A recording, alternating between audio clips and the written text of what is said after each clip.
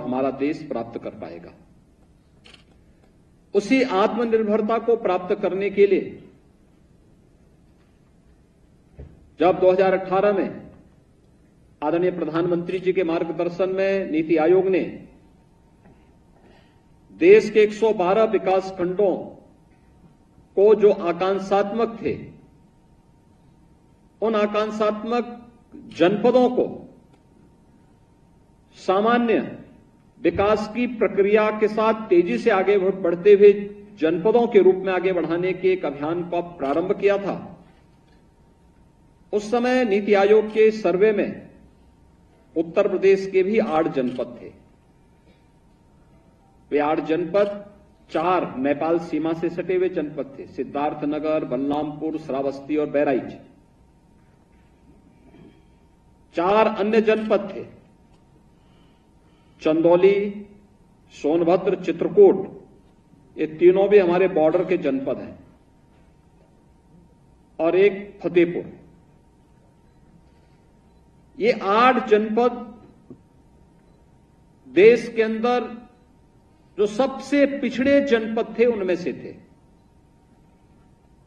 उनमें शिक्षा, स्वास्थ्य, कृषि और जल संसाधन,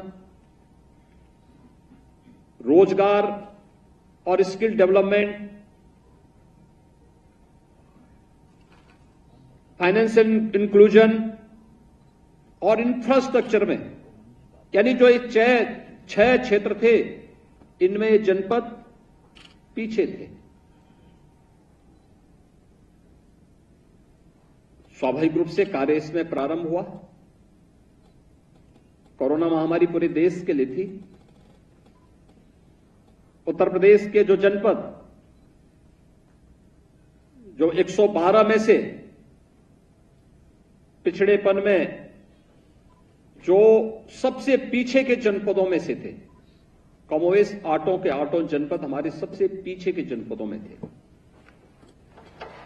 जहां शिक्षा की स्थिति बहुत खराब थी, स्वास्थ्य की सुविधा भी बहुत खराब थी, कृषि और जल संसाधन की स्थिति बहुत खराब थी। अन्य सभी क्षेत्रों में वह बहुत पीछे थे। जब एक टीम वर्क होता है, सामूहिक रूप से सभी ने मिलकर के अपने अपने क्षेत्र को कार्य प्रारंभ किया, सबसे पहली श्रेणी में था कि भी वहां पे मानव संसाधन पूरे हो। मानव संसाधन देने के बाद हर विभाग ने अपनी जिम्मेदारी का निर्वहन किया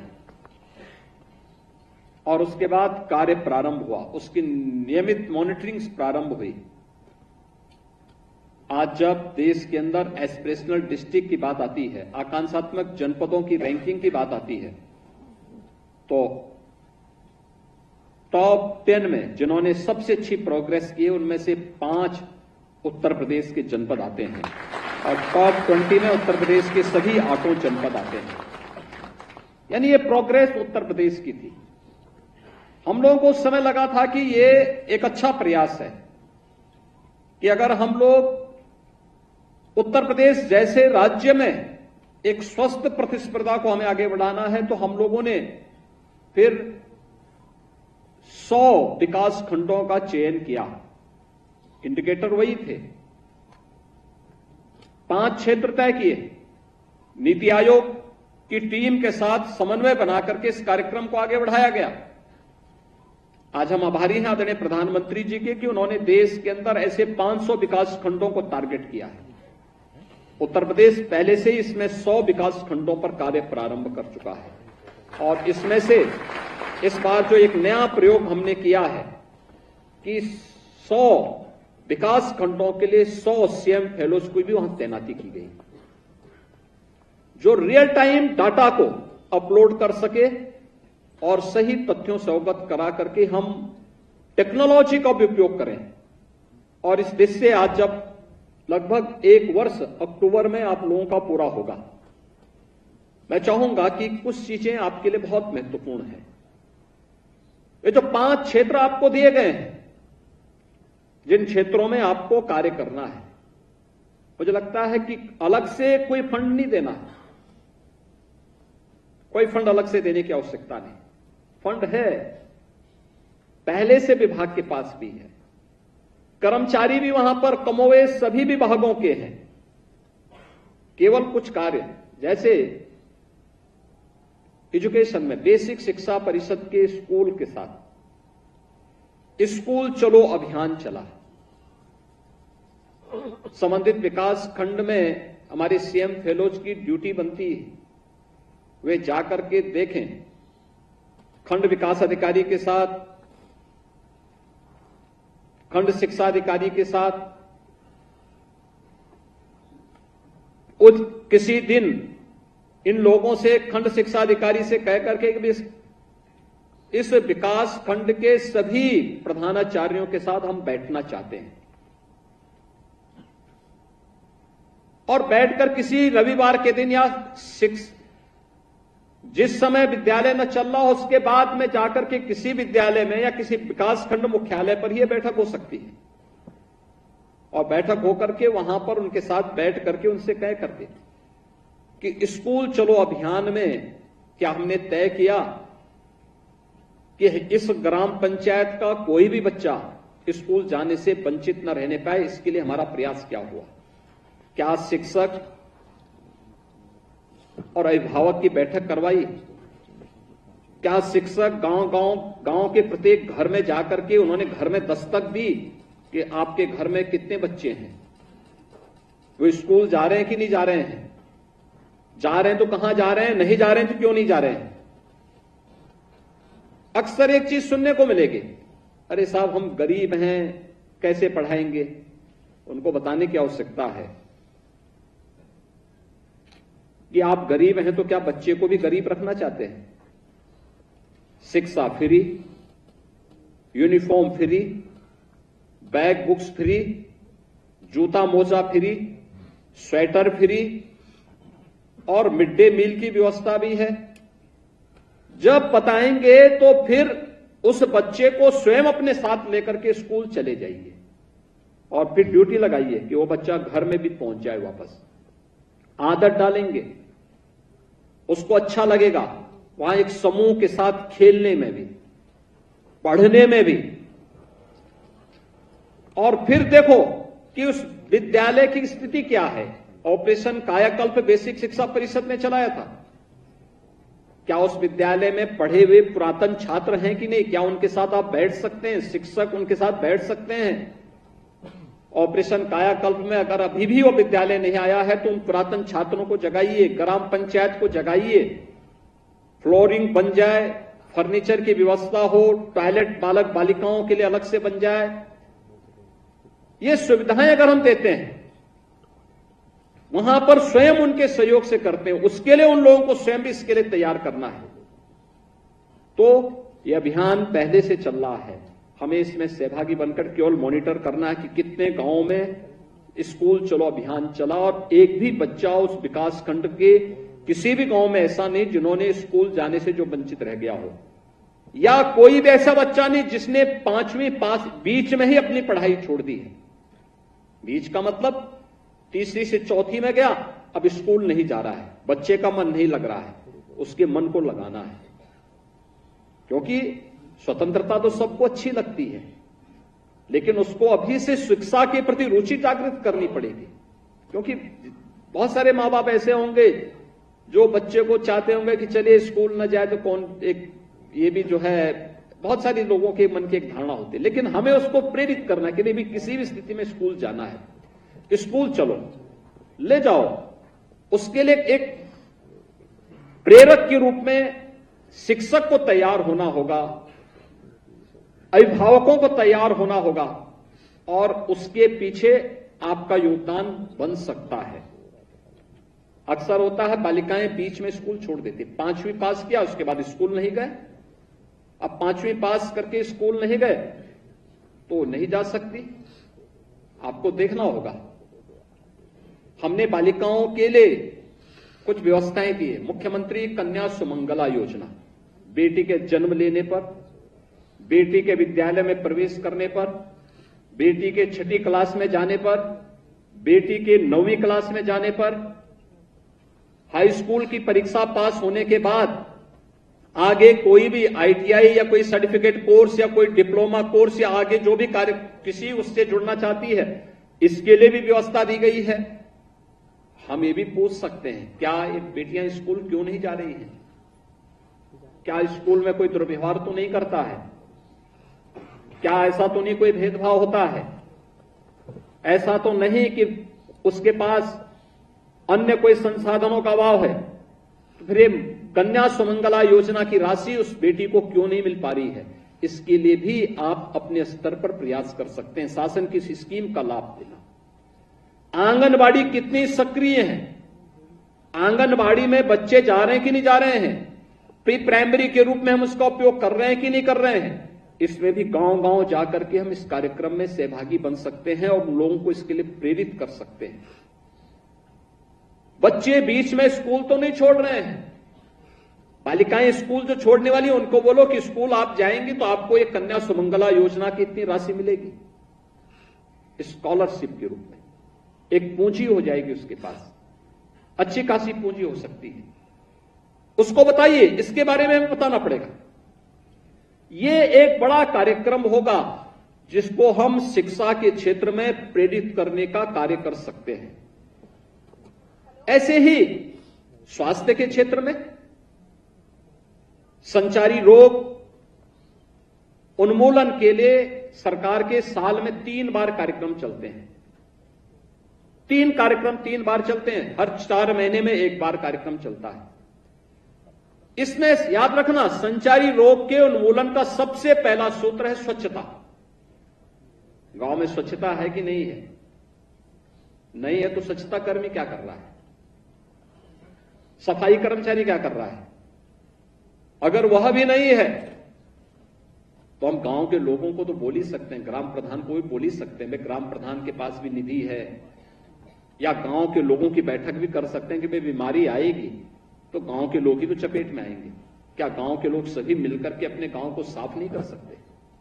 लोगों के मन में एक भाव पैदा होना चाहिए, उसे एक जन आंदोलन का रूप लेना चाहिए। प्लास्टिक नहीं उपयोग करना चाहिए। शादी ब्याह में कप, गिलास, प्लेट, थर्माकोल, इन सभी को, प्लास्टिक हो या थर्माकोल, इसका उपयोग नहीं करना चाहिए।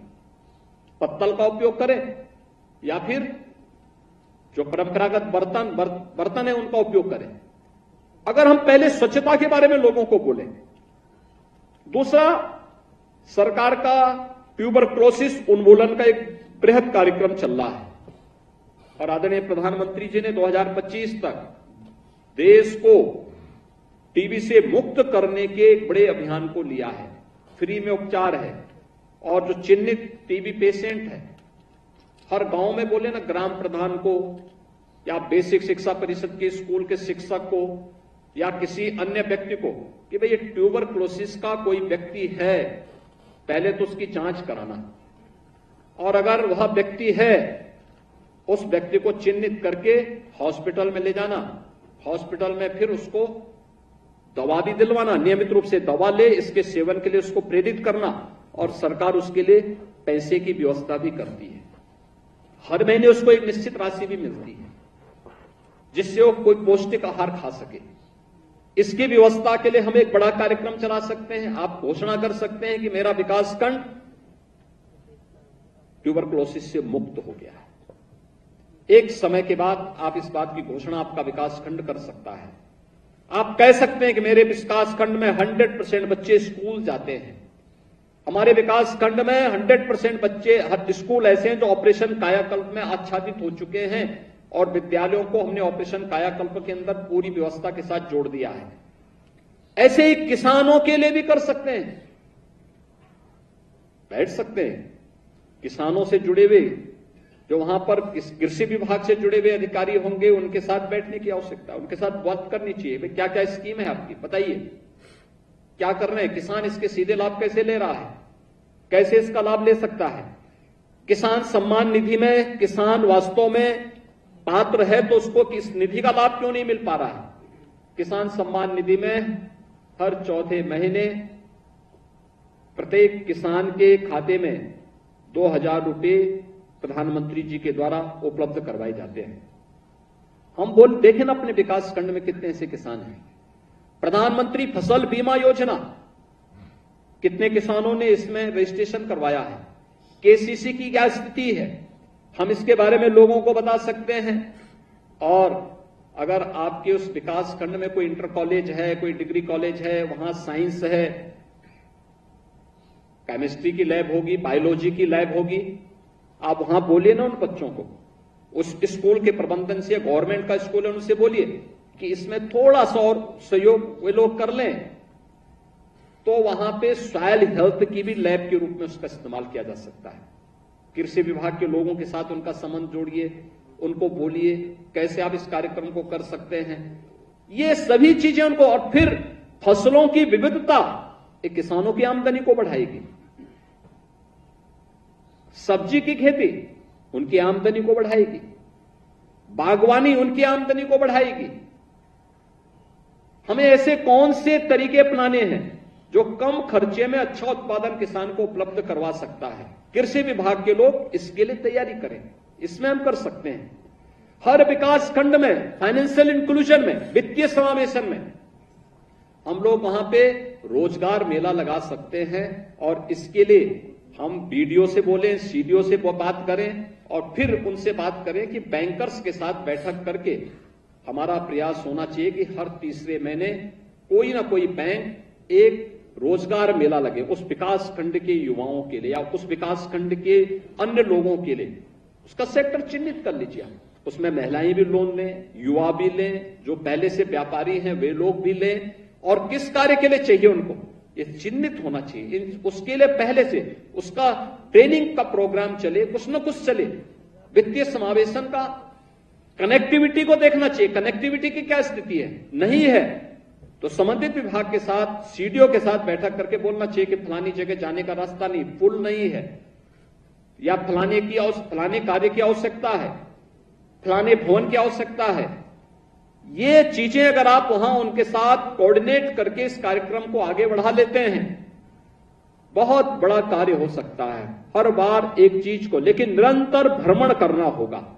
विकास खंड के हर गांव में आपका प्रयास हो कि महीने में 30 दिन है, प्रयास होना चाहिए कि 30 दिन में कम से कम 30 ग्राम पंचायत तो आपसे कवर हुई हो।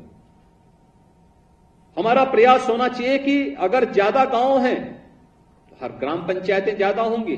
हमारा प्रयास होगा कि अलग अलग बार हम अलग अलग गांव के अलग अलग मजरे में भी भ्रमण करें, देखें वहां की स्थिति क्या है, वहां की सामाजिक, वहां की आर्थिक, वहां की जैव पारिस्थितिकी क्या है, वहां की पर्यटन संभावनाओं को कैसे आप उसको आगे बढ़ा सकते हैं। अगर कोई देव मंदिर है, कोई तीर्थ स्थल है, वहां पे अच्छे गाइड हो, अच्छी व्यवस्था हो, उसका विकास हो, वहां की साफ सफाई की व्यवस्था के लोग स्थानीय स्तर पर प्रयास कर सकें, बहुत सारे लोगों के लिए रोजगार का सृजन का भी एक माध्यम बनेगा। उसके लिए पहले से गांव के लोगों को बोले भाई कहां पार्किंग होनी है, कहां पे प्रसाद आज फूल आदि की व्यवस्था होनी है, गंदगी लोग न करें इसके लिए कैसे व्यवस्था हो सकती है, हर व्यक्ति सुरक्षित महसूस करे इसके लिए भी कैसे व्यवस्था हो सकती है। ये चीजें अगर आप आगे बढ़ाएंगे बहुत कुछ आप कर सकते हैं। और आपके पास एक अवसर होगा, जो मैंने पहले भी कहा कि आप 2 साल 3 साल के बाद आपका मूल्यांकन जब प्रारंभ होगा सही मायने में, आपके पास तब तक एक बहुत सारी समृद्ध लाइब्रेरी आपके पास स्वयं की भी होगी। लाइब्रेरी की बात कर रहे थे, हर बार हम हर छात्र को, हर बच्चे को फ्री में पुस्तकें देते हैं। कितना अच्छा होगा कि जब वो बच्चा स्कूल से जाए तो उससे बोलेंगे जो किताब तुम्हें स्कूल से मिली है कम से कम उस किताब को वापस दे दो। जिल्द के साथ दे सकता है, ठीक नहीं लगता तो स्वयं भी जिल्द लगवा करके और बुक बैंक उसी स्कूल के अंदर बनवा दो, जिससे कोई नए बच्चे आते तो जब तक उनको नई पुस्तकें मिलती हैं तब तक वह उन पुस्तकों का इस्तेमाल कर सके। पुरातन छात्रों से बोले कि भाई इन बच्चों के लिए कुछ पुस्तकें दान कर दो, कोई स्मार्ट क्लास बना सकता है, एक नई लाइब्रेरी आप अपनी खड़ी कर सकते हैं, हर ग्राम पंचायत में खड़ी कर सकते हैं। हमें प्रेरक के रूप में काम करना पड़ेगा, एक योजक के रूप में काम करना पड़ेगा। एक योजक के रूप में अगर आप कार्य करना प्रारंभ करेंगे बहुत कुछ आप परिवर्तन ला सकते हैं। और मेरा मानना है 3 साल नहीं, मात्र 2 वर्ष में हम इन आकांक्षात्मक जनपदों को विकास की प्रक्रिया में स्टेट एवरेज से आगे बढ़ाने में सफल हो सकते हैं। कोई संदेह इसमें नहीं होना चाहिए, कोई संदेह नहीं होना चाहिए। इतनी स्कीम सरकार की, जो मैंने बोला ये सब सरकार की स्कीम पहले से चल रही है, केवल इनको जोड़ना है। सब कुछ स्कीम जमीन पर भी है, जोड़ने का काम नहीं हो पाता है, सबकी अपनी व्यस्तता है। उसमें अगर हम एक योजक के रूप में उनको आपस में जोड़ दें, एक समन्वय बना लें, कैसे हमने किया।